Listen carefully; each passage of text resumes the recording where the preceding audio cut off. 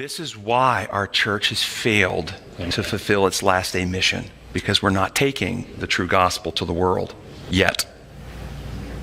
Last week we suggested it might be a good idea to test our doctrines and examine what those doctrines say about God. So let's look at the idea of penal substitution ideas of justification and what they would say about God if they were true. If the law is imposed and requires judicial oversight and the infliction of an imposed death penalty, if that is true, then God becomes the source of death. He inflicts it, he imposes it. Death comes out from God. This is dualism. We have God who's the source of life and God is the source of death. Then we have a universe where there's eternal death and eternal life all in the same eternal being. This is Eastern philosophy. This is dualism. And those who take this view that death comes out from God as a just punishment, then have God, in justice, executing Jesus on the cross.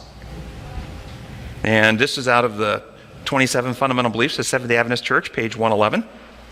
For a loving God to maintain his justice and righteousness, the atoning death of Jesus became a moral and legal necessity. There's the lie. God's justice requires that sin be carried to judgment. God must therefore execute judgment on sin and thus the sinner. In this execution, what's an execution? Ruling authority doing what? Killing. In this execution, the Son of God took our place, the sinner's place, according to God's will. So who did they just say killed Jesus on the cross? God must therefore execute judgment on sin, and in this execution, Jesus took our place. So God executed or killed Jesus. 27 Fundamental Beliefs, page 111. Here is Ministry Magazine, February 2007. One of the theologians from one of the Adventist seminaries wrote an article about the death of Christ. And this was a magazine put out by the Adventist Church. Why did God the Father choose a cross to be the instrument of death? Why did he not choose to have Christ instantly beheaded or quickly run through with a spear or a sword? Was God unjust in executing judgment on Jesus with a cross when he could have done it by beheading, a noose, a sword, a gas chamber, a bolt of lightning, or lethal injection? And then Adventist World Review, December 2007. One of the fundamental problems of the moral influence theory is that it rejects the substitutionary nature of Christ's death. The idea that God had to kill the innocent instead of the guilty in order to save us is considered a violation of justice. Who are they saying killed Jesus here? God. No, we do not deny the substitutionary nature of Christ's death. The problem is they're teaching substitution through an imperial law construct where God's law functions like our law, and thus somebody had to be executed, and thus God executed him, and that's substitution. No, we have a terminal state, a condition out of harmony. We're dead in trespass and sin. We can't fix it. We can't remedy it. We can't cure it. We need a substitute to come, take the condition, and cure and fix and develop a perfect character that we can never do, and then offer that remedy to us, which is metaphorically the blood. Metaphorically, unless you eat my flesh and drink my blood, eating the flesh, partaking the words of truth, which dispel the lies. And just as you eat, and by the way, the flesh and blood became bread and wine metaphor. Flesh and bread, molecules that go into your body that become building blocks of your body. Truths, ideas, concepts that become building blocks of your belief systems, your attitudes, and ultimately, whether you trust or don't trust, and then you partake of the righteousness of Christ that he developed, his blood, the life is in the blood, the perfect life of Christ. It's no longer I that live, but Christ lives in me. We get a new heart and right spirit. It's transformational, regenerational. It's real. But this whole legal thing has a whole millions and millions of people in the world resting secure in a payment made to a God who will kill them if they don't get that payment. And thus they really don't trust God. And they develop theologies that hide them and protect them. I'm covered by the righteousness. The Father can't see me. All these things that distance us rather than search me and see the wicked way in me, creating me a clean heart, O God.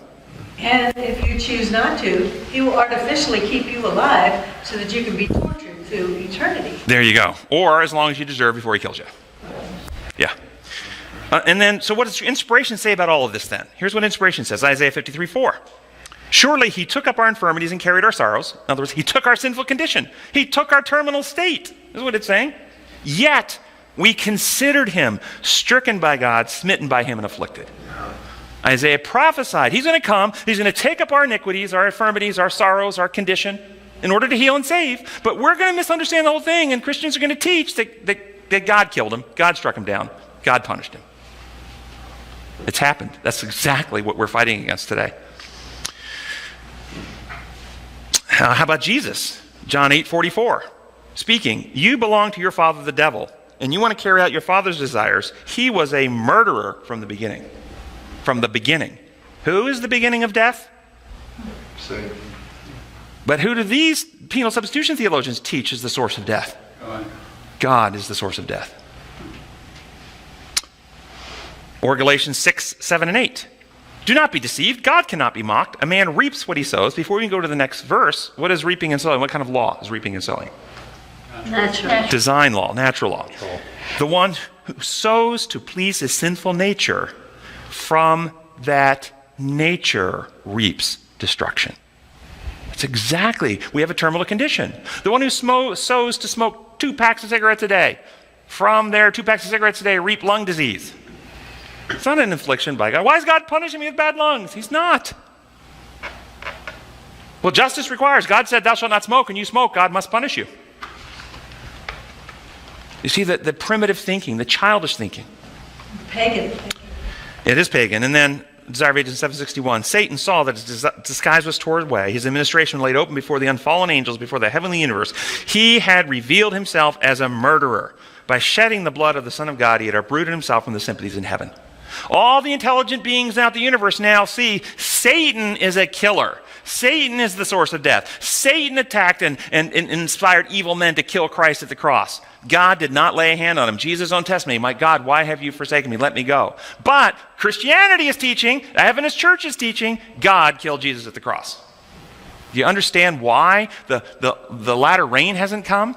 Do you think the latter rain, that God is going to pour out his Spirit to empower people to go out and lie about him and misrepresent him falsely and present a distorted view of him? No, the latter rain hasn't come. We haven't finished the work because we're taking this pagan penal view of God to the world. We need to reject it. We need to eject it out of our hearts and minds and out of our institutions.